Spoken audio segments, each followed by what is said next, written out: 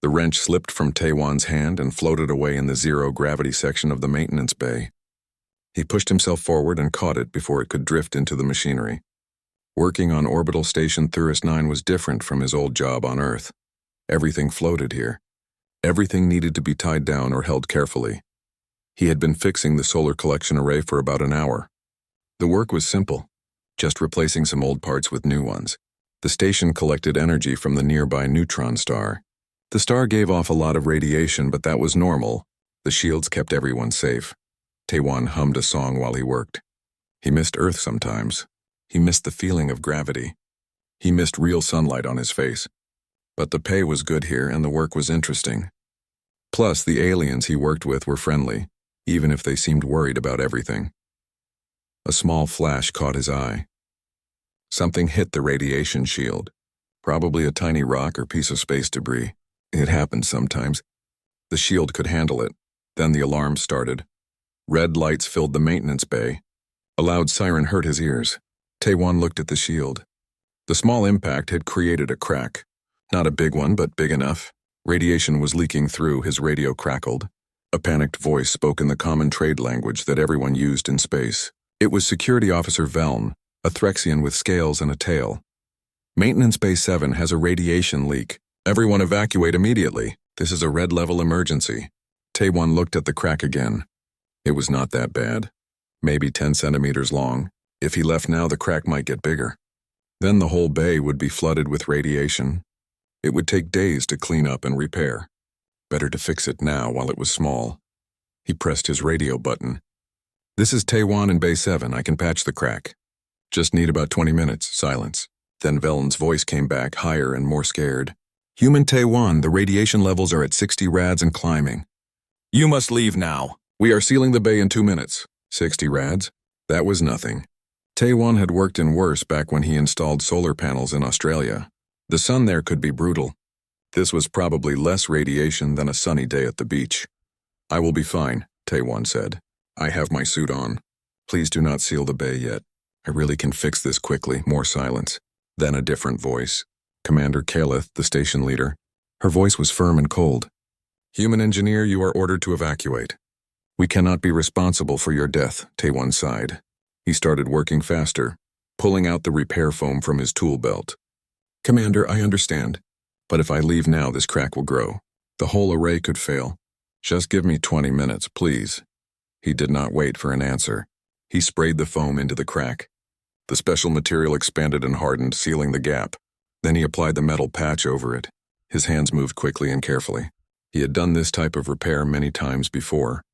Through the small window, he could see faces pressed against the glass. Aliens in protective suits watching him. They looked terrified. Some were talking into radios. Others just stared. Taewan did not understand why they were so worried. His suit had some radiation protection, and his body could handle the rest. Humans were tough. Everyone knew that. Well, apparently not everyone knew that. He finished the patch and tested it. The radiation detector on his suit showed the levels dropping. Good. The leak was sealed. He cleaned up his tools and put them back in his belt. All done, he said into his radio. The crack is fixed. Radiation levels are back to normal. Opening the bay door now. The door opened and Taewan floated through. Immediately, 6 aliens in full hazmat suits surrounded him. They carried scanners and medical equipment.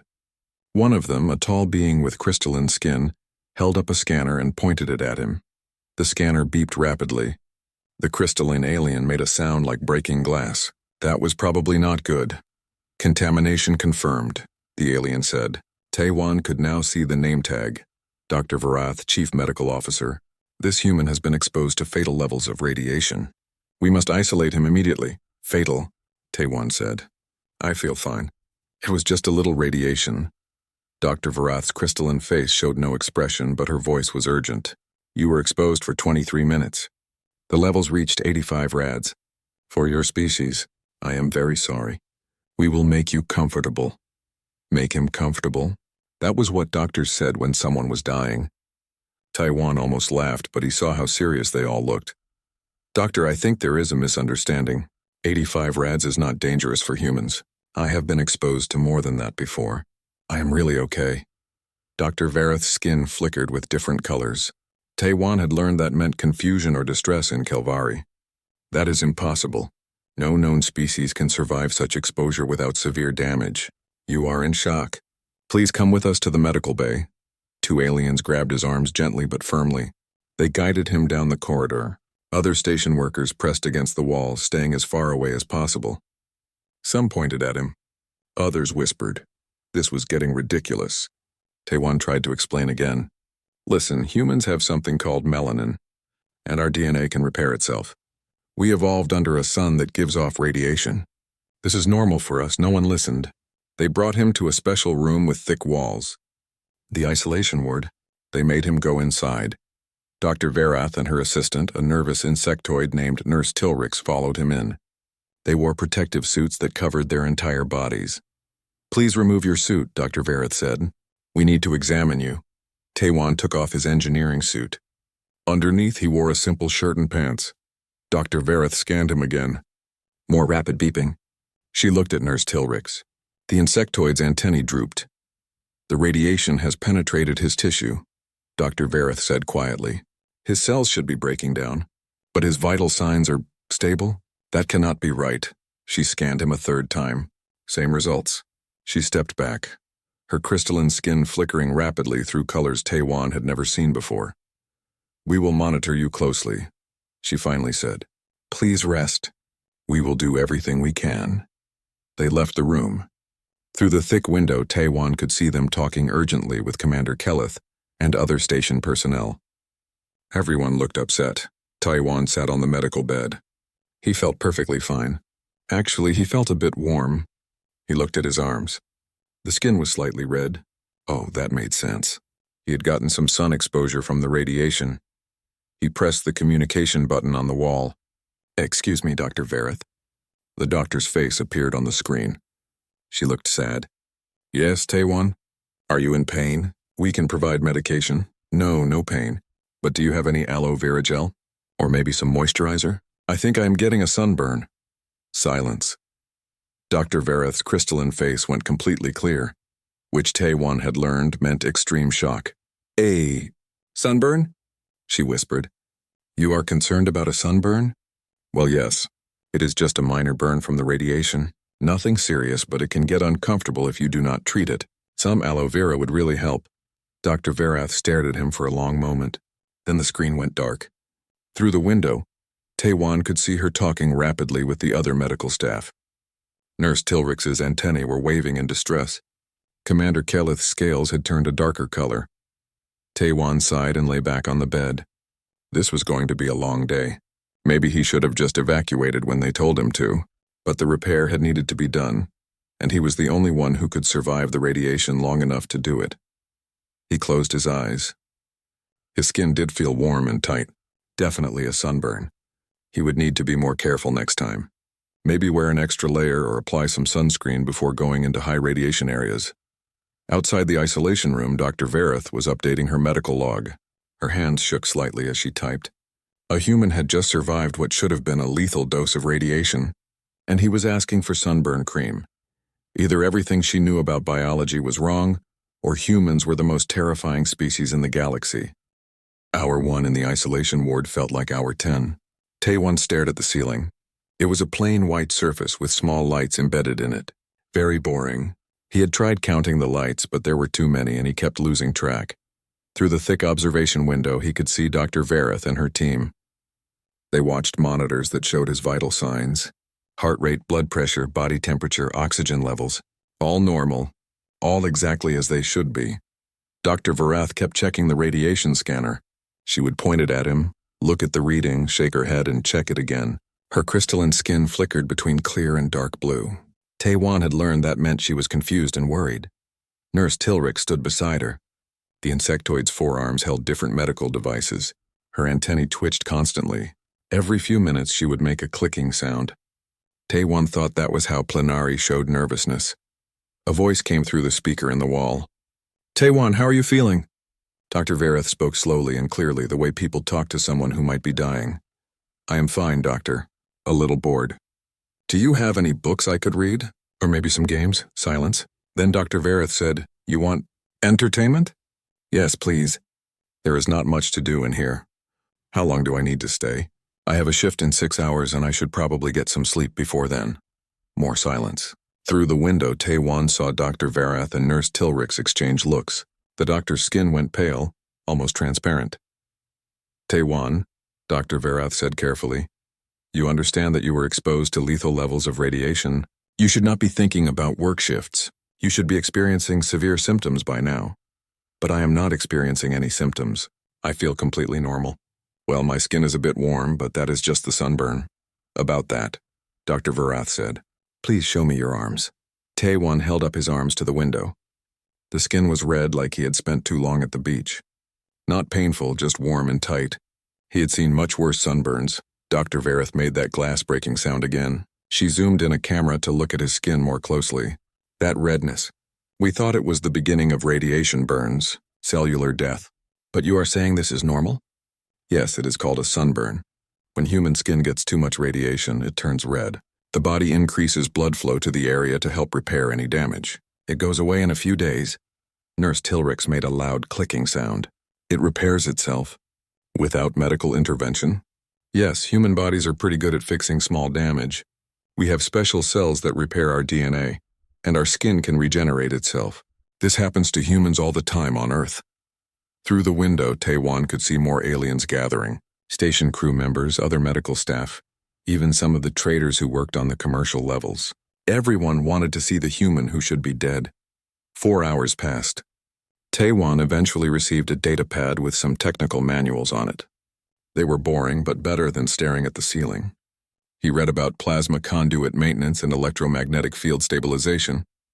Every hour, Dr. Varath would ask him questions. Did he have a headache? No, was he feeling nauseous? No, any dizziness or weakness? No pain anywhere? Just the slight discomfort from the sunburn. After 8 hours, something changed. Dr. Varath's skin suddenly flashed bright orange. Tae-Wan had never seen that color before. This is impossible, she said, not bothering to use the speaker. But the room was quiet enough that Tae-Wan heard her through the glass. His cellular function is perfect. Better than perfect. His body is actively repairing the minor damage. I have never seen anything like this. Nurse Tilrix examined the monitors. Doctor, his white blood cell count is elevated, but not critically. His body is responding to the radiation as if it were a minor infection.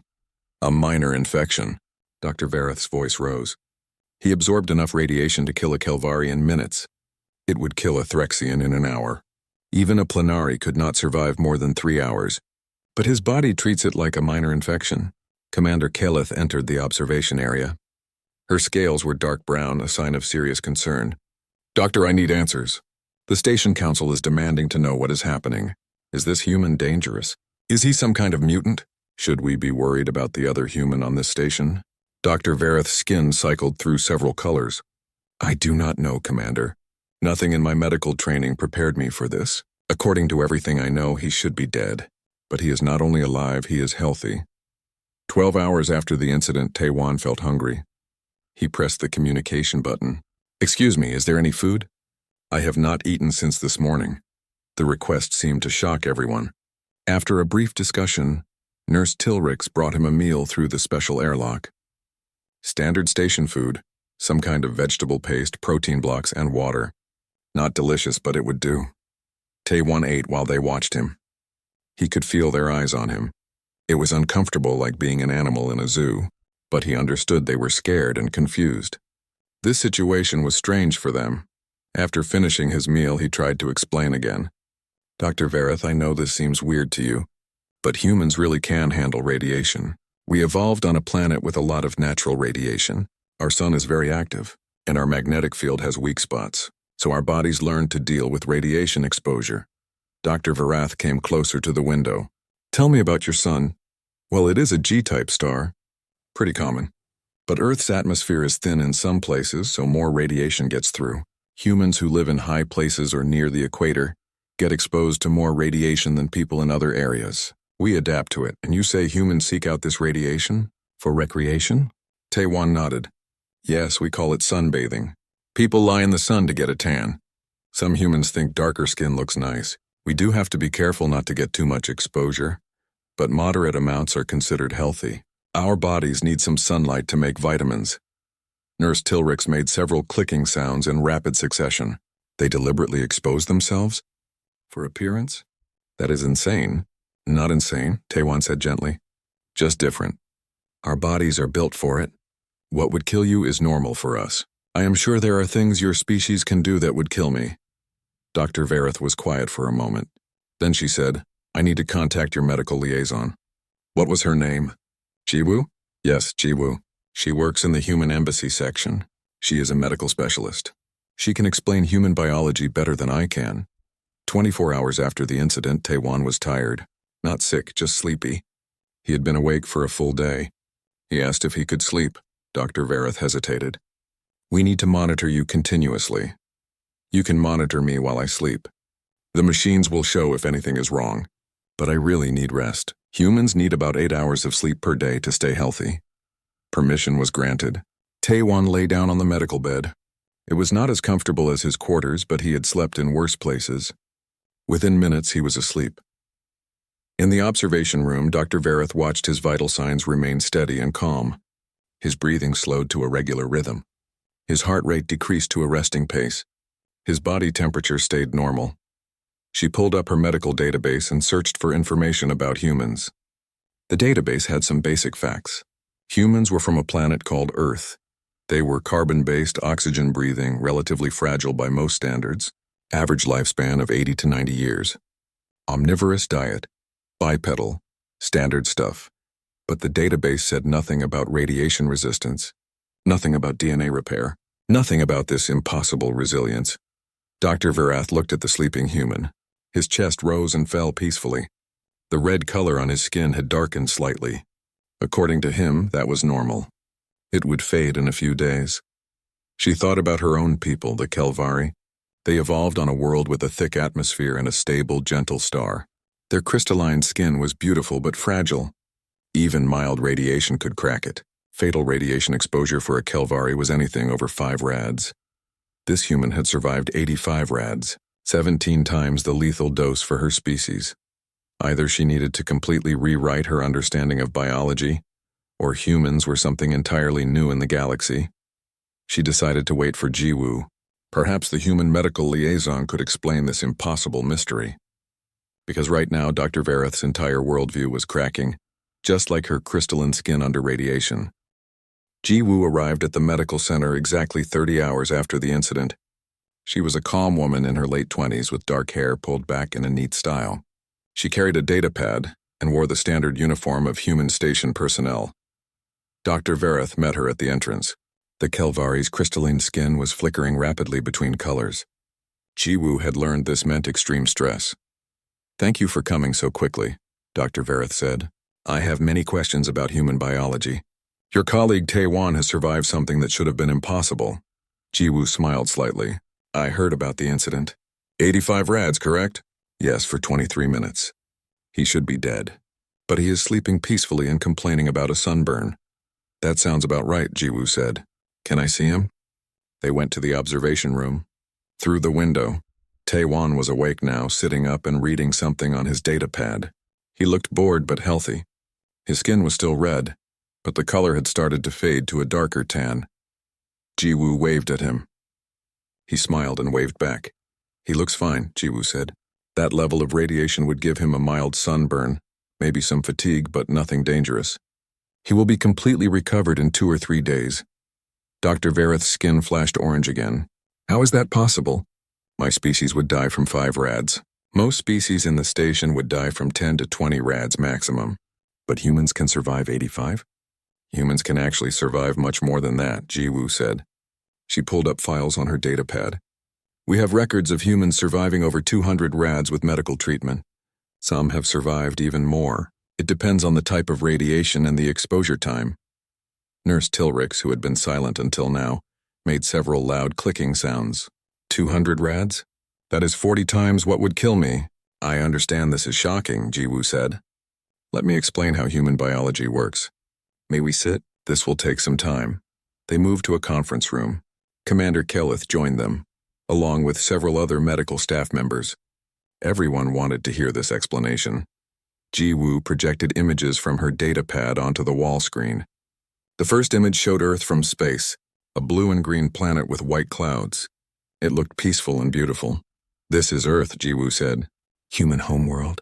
"It looks nice, but it is actually a very harsh place by galactic standards." She zoomed in on the planet. Earth orbits a G-type star. This type of star produces a lot of radiation. Earth's magnetic field protects us from some of it, but not all. The magnetic field has weak spots and sometimes reverses completely. When that happens, even more radiation reaches the surface. Furthermore, she continued, Earth's ozone layer has been damaged at various points in history. This layer normally blocks harmful radiation. When it has holes, more radiation gets through to the surface. Humans evolved to handle this constant bombardment of radiation. Dr. Varath leaned forward. But how? What biological mechanism allows this? Ji-woo changed the image to show a diagram of human DNA. First, human DNA has very efficient repair mechanisms. We have multiple systems that can detect and fix damage to our genetic code. When radiation damages our DNA, these systems get to work immediately. They cut out the damaged parts and rebuild them correctly. Second, she continued, changing to an image of human skin, we have melanin. This is a pigment in our skin that absorbs radiation. The more melanin you have, the darker your skin and the more protection you get. Humans from areas with lots of sunlight have darker skin. Humans from areas with less sunlight have lighter skin. Third, our cells have redundancy. If some cells die from radiation, we have many backup cells that can take over their functions. Our bodies are constantly making new cells to replace damaged or old ones. Nurse Tilrich's antennae were rigid with attention. Your bodies just make new cells all the time? Yes, human skin completely replaces itself every few weeks. Our blood cells are replaced every few months. Our bones rebuild themselves constantly. We are always repairing and renewing. Commander Keleth's scales had turned a lighter color. This is remarkable. What else can humans survive? Ji-woo smiled. Many things. Humans can survive in extreme temperatures. We can live in deserts where the daytime temperature exceeds 50 degrees Celsius. We can live in frozen areas where the temperature drops to -40 degrees. Our bodies regulate temperature through sweating and shivering. We can survive for weeks without food, days without water. We can heal from broken bones. Our immune system fights off millions of bacteria and viruses constantly. We can adapt to high altitudes where oxygen is thin. Some humans can hold their breath underwater for several minutes. The room was silent. Everyone stared at Ji-woo. Finally, Dr. Varath spoke. Your planet, Earth. It must be classified as a death world. Ji-woo paused. I suppose by your standards, yes. But to us, it is home. It is normal. We do not think of it as dangerous. She changed the image again, showing different Earth environments. Volcanic areas with flowing lava, deep oceans with crushing pressure, high mountains with thin air, dense jungles full of dangerous animals and plants. Earth has many extreme environments, Ji-woo explained. Active volcanoes release toxic gases and radiation. Deep caves have pockets of radiation from natural uranium deposits. The ocean floor has volcanic vents hot enough to melt metal, and humans have visited all these places. Some humans even live near volcanoes or in areas with high natural radiation. Furthermore, she continued, Earth has dangerous weather. Hurricanes with winds over 200 kilometers per hour. Tornadoes that destroy everything in their path. Lightning storms, earthquakes, tsunamis. Humans have survived all of these. Nurse Tilrich's made a sound like breaking sticks. And humans still live there? Why not find a safer planet? Because Earth made us what we are, Ji-woo said simply. The harsh environment forced us to adapt. We developed technology to protect ourselves. We built shelters. We learned to predict dangerous weather. We figured out how to find food and water in difficult places. Our resilience comes from necessity. Dr. Varath looked at the monitor showing Taiwan's vital signs. So when he says the radiation exposure was like a day at the beach, he is being literal, Ji-woo confirmed. On a sunny day at Earth's equator, a human can be exposed to similar levels of radiation. We wear protective cream and limit our time in direct sunlight, but it is a normal part of life. Children play at the beach. Adults sunbathe. We have entire industries built around sun exposure and skin care. Commander Keleth stood up. She walked to the window and looked at Taiwan. I need to revise all station safety protocols. If humans can survive what we consider lethal conditions, we need different guidelines for human personnel.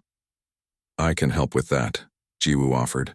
I have standard human safety guidelines on my data pad. But yes, what is dangerous for other species may be safe for humans and vice versa. Vice versa? Dr. Verith asked. You mean there are things that could hurt humans but not us? Of course. For example, humans are very sensitive to certain toxins that might not affect Kelvari. We need oxygen to breathe. Other species might breathe different gases. We can be killed by impacts, falls, or crushing forces. We are not invincible. We are just adapted differently. Jiwoo looked around the room. The important thing to understand is that humans are not strange or abnormal. Every species adapts to their homeworld. Kelvari adapted to your peaceful, stable world with gentle radiation. Humans adapted to a harsh world with strong radiation. Neither is better or worse. We are just different. Nurse Tilrix clicked thoughtfully. This could revolutionize xenobiology. If humans can survive these conditions, maybe there are other species with similar adaptations that we have not discovered yet. Exactly, Jiwoo said. The galaxy is full of diversity. We should not assume that our own biological limits apply to everyone. Dr. Verith was quiet for a long moment. Her crystalline skin had stopped flickering. It was now a steady, calm blue. I want to study this further. With your permission, I would like to document Taewon's recovery and learn more about human biology. This could benefit medical science across many species. I will ask Taewon, Jiwoo said, but I think he will agree. He is a helpful person. They went back to the observation room. Jiwoo pressed the communication button. Hey Taewon, how are you feeling? Taewon looked up from his data pad and grinned. Jiwoo, finally someone who understands I am fine. Can you tell them to let me out? I really do have work to do. Soon, Jiwoo promised. Dr. Varath wants to study your recovery. Would you be willing to let her take some medical scans and ask you questions? Sure, no problem. As long as I can get back to work tomorrow. And maybe get some aloe vera for this sunburn? Jiwoo laughed. I will bring you some from the human quarters. Dr. Varath watched this exchange with something like wonder in her changing colors. A human who survived lethal radiation was joking and asking for skin cream. Yesterday, this would have seemed like madness. Today, it was simply proof that the universe was far more diverse and amazing than she had ever imagined. She had thought she understood biology. She had studied for years, earned her medical certification, worked with dozens of species. But this human had taught her the most important lesson. Never assume you know the limits of what is possible. Taewon was released from the medical bay after 48 hours. His sunburn had faded to a light tan. Dr. Verith had run every test she could think of and all results showed perfect health. She still looked confused every time she saw the data, but she had signed his release form. Walking back to his quarters, Taewon noticed people staring at him. Aliens of various species stepped aside when he approached. Some whispered to each other. A few even pointed. He heard the word human repeated multiple times in different languages. At the cafeteria, the usual crowd went quiet when he entered. Then everyone started talking at once. Is that the human who survived? I heard he was exposed for almost half an hour. My cousin works in medical. She said his skin just turned red and healed itself. Taewon got his food, some kind of grain dish with vegetables, and looked for a place to sit. His usual table was empty. Nobody wanted to sit near him. He understood why they might be nervous, but it still felt lonely. Then a voice called out, Taewon, over here. It was Nurse Tilrix waving two of her forearms. She sat with a group of other medical staff members. Taewon joined them gratefully. How are you feeling? Tilrix asked. Her antennae were relaxed and curious rather than anxious. Good. Completely recovered. The tan is even starting to fade.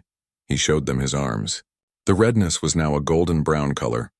A Threxian engineer at the table leaned forward. Is it true that humans deliberately expose themselves to radiation? For fun? Well, yes. We call it sunbathing. But we do it safely. Moderate exposure is fine. Too much can cause problems. What kind of problems? Another alien asked. Bad sunburns can be painful, and too much sun exposure over many years can damage skin cells and cause cancer. So we use protective creams and limit our time in direct sunlight. But moderate exposure is actually healthy for us. The Threxian shook his head in amazement. Incredible. My species would die from what you call moderate exposure, and I would probably die from things that are safe for you, Taewon said. Every species is different. That is what makes working on a station like this interesting. Over the next few days, Taewon returned to his normal work schedule, but things had changed. Commander Kaleth called a special meeting for all human personnel on the station. There were only 3 humans currently on Thuris 9, Taewon, Jiwoo, and a cargo specialist named Hana who had arrived 2 days after the incident. The meeting took place in a conference room. Commander Kaleth's scales were a neutral gray color. Thank you for coming. We need to discuss updated safety protocols for human personnel. She pulled up documents on the screen. Based on information provided by medical liaison Jiwoo, we are creating separate guidelines for humans. Areas marked as lethal radiation zones for other species will now be marked as caution zones for humans. You will still need to follow safety procedures, but the restrictions will be less severe. Hana raised her hand. Does this mean we can access areas that were previously forbidden? In some cases, yes. However, you must still report any exposure above 50 rads and undergo medical monitoring. We do not want to be careless with your safety, even if you are more resilient than other species. Jiwoo spoke up. I appreciate the consideration, Commander. These updated protocols are reasonable and show respect for both human capabilities and safety. There is one more thing, Commander Kaleth continued. Dr. Varath has requested permission to publish a paper about human radiation resistance. This will be shared with the galactic medical community. Are you comfortable with this? Taewon shrugged. Sure. If it helps other doctors understand human biology, that seems good. The following week, Dr. Varath published her paper. It created immediate attention across the galactic medical networks. Requests for more information flooded in. Some doctors were skeptical. Others were fascinated. A few wanted to visit the station to examine the humans themselves. Jiwoo became busy answering questions and providing documentation about human biology. She gave presentations to station personnel. She wrote guides about human medical needs. She even started teaching a class on xenobiology from a human perspective. Taewon noticed a change in how people treated him.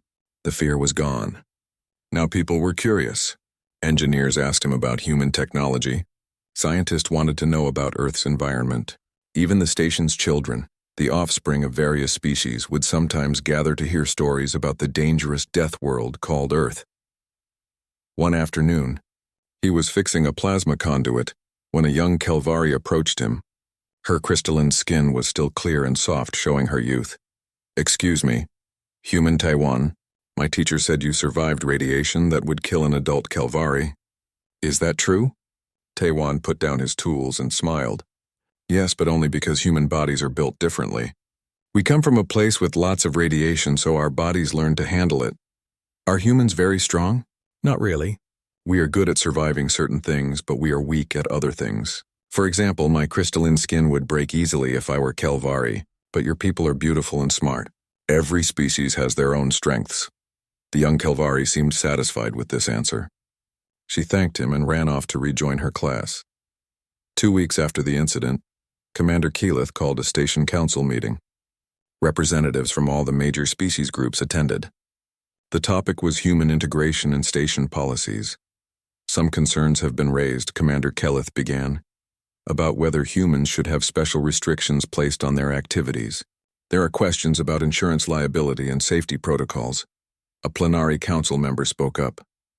Humans can survive conditions that would kill us. What if a human accidentally leads others into danger because they do not realize it is dangerous?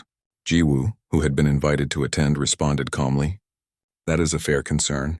We will ensure that all humans on the station are educated about the biological limits of other species. We already have training programs for this. Humans working in mixed teams will always check safety conditions for the most vulnerable species present. But what about insurance? Another council member asked.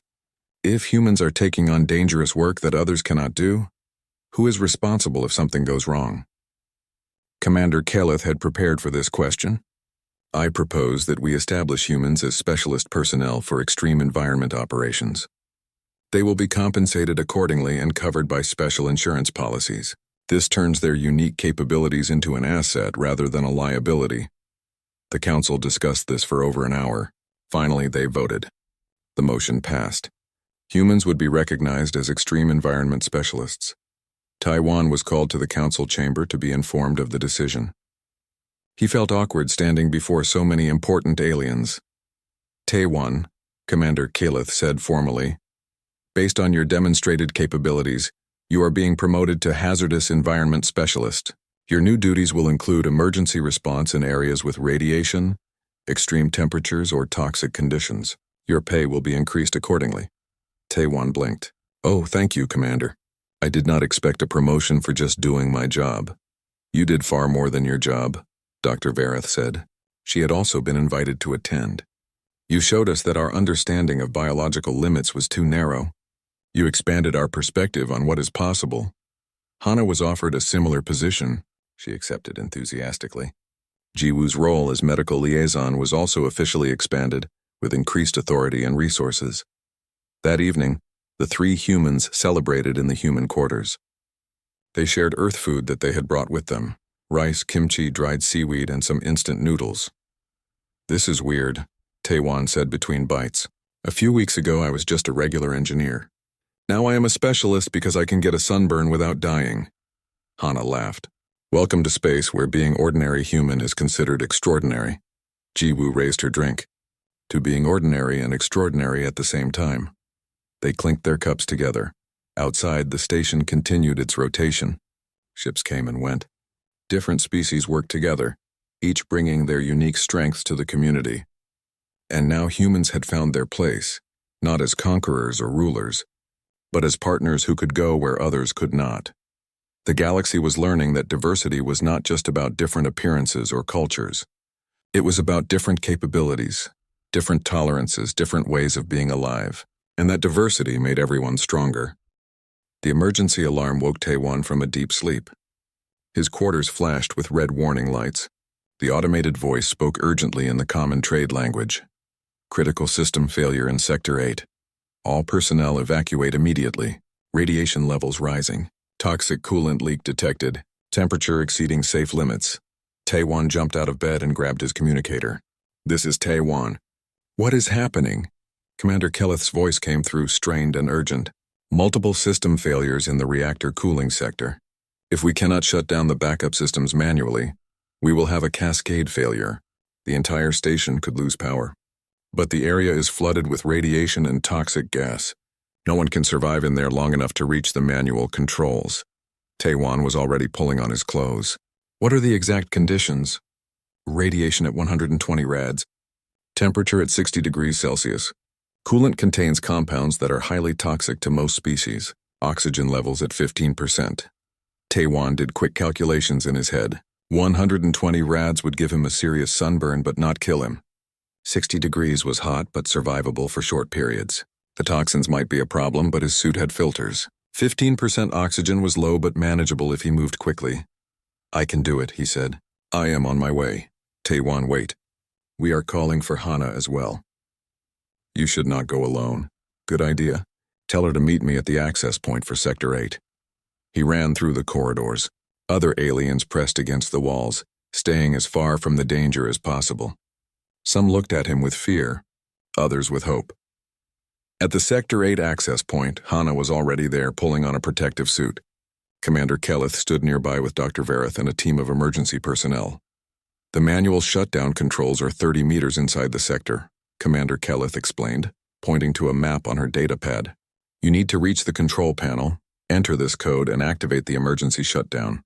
Then get out as fast as possible. How much time do we have? Hana asked. 10 minutes before the cascade failure becomes irreversible. After that, we will have to evacuate the entire station. Taewon and Hana looked at each other.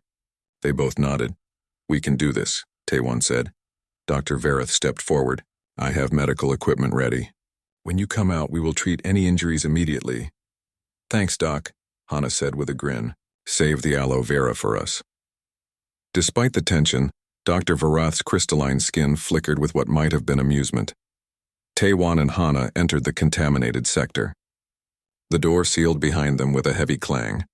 Immediately they felt the heat. The air shimmered. Warning lights bathed everything in red. It is like a sauna in here, Hana said. A radioactive sauna, Taewon added. Let us move quickly. They ran down the corridor. Steam from the coolant leak made it hard to see. Their radiation detectors beeped constantly. The toxic gas made their eyes water even through the suit filters. There, Hana pointed. The control panel was visible through the steam. They reached it together. Tae-Wan entered the shutdown code. His fingers were slippery with sweat. The heat was intense. He could feel his skin burning under his suit. The code accepted.